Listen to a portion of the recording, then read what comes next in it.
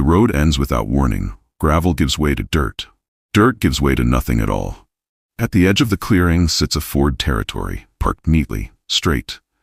As if the driver planned to return, the doors are closed, the windows intact. No dents, no broken glass, no sign the vehicle arrived in a hurry. The paint still holds its dull shine. Dust has settled evenly across the hood, not disturbed, not brushed away.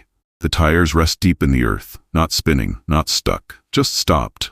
Around it, the bush is quiet, no voices, no footsteps, no movement beyond the wind folding through dry leaves. There are no skid marks, no dragged branches, no broken scrub pushed aside. Nothing suggests a struggle, nothing suggests urgency.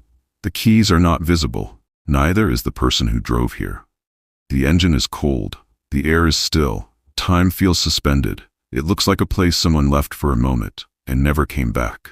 If this was an ordinary stop, why does everything else feel so wrong? And if no one was meant to vanish here, then where did they go?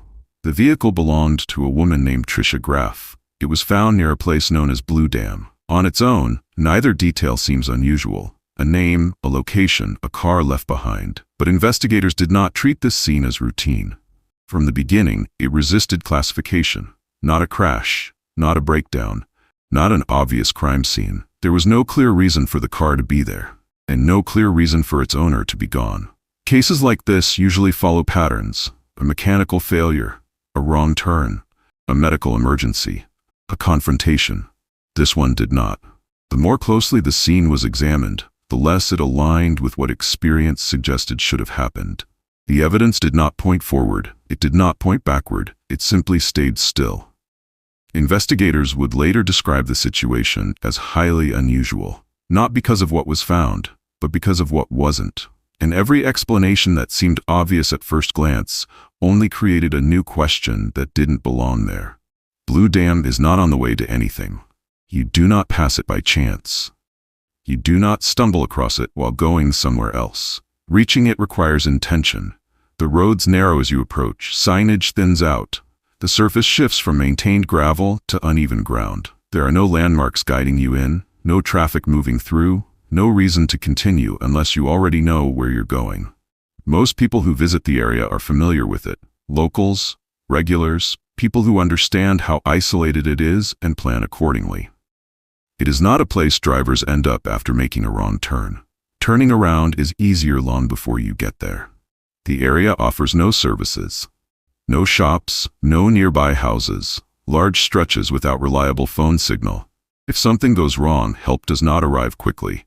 And everyone who comes here knows that, which makes the location difficult to ignore. Because arriving at Blue Dam is a decision. Staying there is another. So the question isn't why someone would leave. It's how someone unfamiliar with the area knew to come at all. Before she became a case, Trisha Graff was a routine. Her days followed familiar patterns. Work, commitments, regular points of contact with people who expected to hear from her. She was not someone who drifted in and out of reach. She answered messages. She showed up when she said she would. Those around her described her as steady, practical, grounded in habit rather than impulse.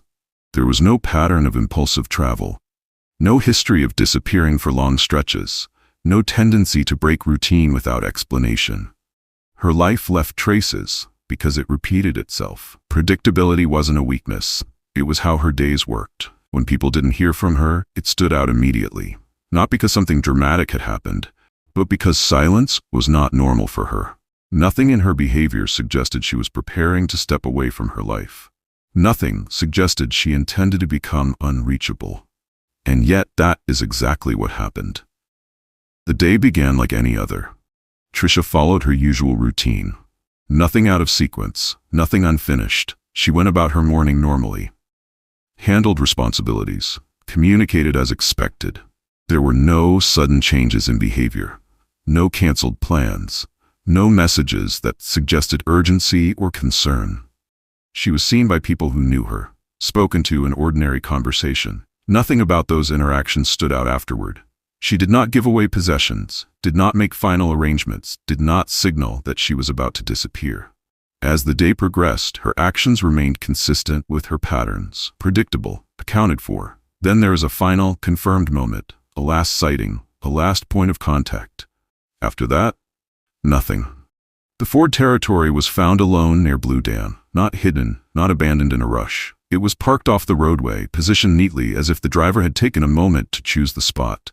The vehicle was upright, stable, not angled toward danger. There were no warning signs around it, no flashing lights, no open doors. From a distance, it looked unremarkable. The kind of car that could belong to anyone taking a short stop. Those who came across it did not immediately sense emergency.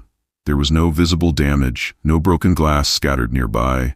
Nothing suggested violence. Nothing suggested fear. The scene did not demand attention. And that was what made it unsettling, because everything about the car suggested a brief pause, not a disappearance. A closer look at the Ford Territory didn't clarify anything. It removed possibilities instead. There was no visible damage to the body, no dents, no scraped panels. The doors were closed, not forced, not left open in haste. The windows were intact, no cracks, no signs of impact. The vehicle had fuel. It had not run dry. There was no indication of mechanical failure that would have forced an immediate stop. Personal items remained inside, undisturbed. Nothing appeared hastily gathered or intentionally left behind. There were no signs the vehicle had been searched, no compartments disturbed, no evidence of a struggle inside. Each detail eliminated a common explanation. It wasn't a crash. It wasn't a breakdown. It wasn't an obvious confrontation. The car offered no urgency, no reason to abandon it where it sat. So the question remains, why would someone leave a functioning vehicle, intact and prepared to drive, exactly like this? The area around the Ford Territory was examined carefully. The ground told no story. There were no clear footprints leading away, no tracks pressed into the dirt, no signs of someone moving with purpose or panic. The surrounding vegetation was intact, branches unbroken, scrub undisturbed. There were no drag marks, no impressions suggesting weight pulled across the ground. Nothing to indicate someone had been carried or forced. Environmental conditions offered no easy explanation. Wind had not erased evidence. Rain had not washed the area clean. The terrain preserved what should have been left behind. And yet, there was nothing. The absence became its own kind of detail. Silence that held its shape. In a place where movement leaves marks, where does someone go without leaving any trace at all? Once the vehicle was confirmed abandoned, search efforts began. Police focused first on the immediate area around Blue Dam. The assumption was simple. If someone had left the car on foot, they could not have gone far. Search teams moved outward in controlled patterns, along access roads, through nearby bushland, toward water sources.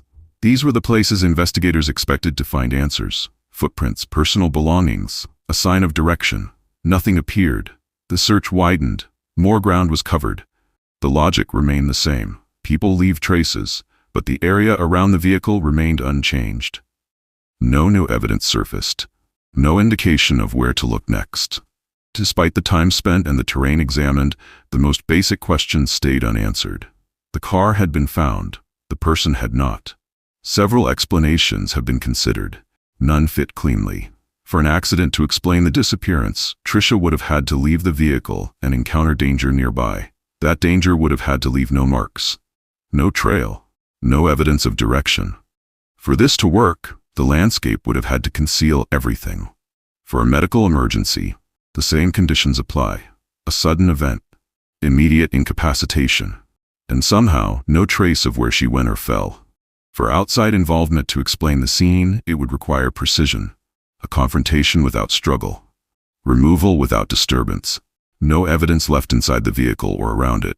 For a voluntary disappearance, it would require planning. A decision to abandon a functioning car. A break from every known routine, and a departure that left no indication it was coming. Each theory solves one part of the problem and destabilizes another. Every explanation demands something unusual to be true. And each one leaves behind a new question that doesn't disappear with it. There is no confirmed reason for the vehicle to be at Blue Dam. No clear explanation for why it was left behind. There is no known path away from the car, no final direction. No trace of movement. There are no personal items discovered beyond what remained inside. Nothing recovered nearby. Nothing pointing outward. The timeline stops abruptly. After the last confirmed contact, there is only silence. The landscape offers no answers. The vehicle offers no explanation. What remains is absence. Measured, complete, and still unresolved. Near Blue Dam, the Ford territory still marks the spot where everything stopped. The vehicle remains the only fixed point. Unmoved, unexplained. It tells us where someone arrived, but not where they went. Every search began here. Every theory circles back to it. A car left intact, a landscape left untouched, a person who never returned. So if nothing at the scene shows how she disappeared, what does that say about the moment she did?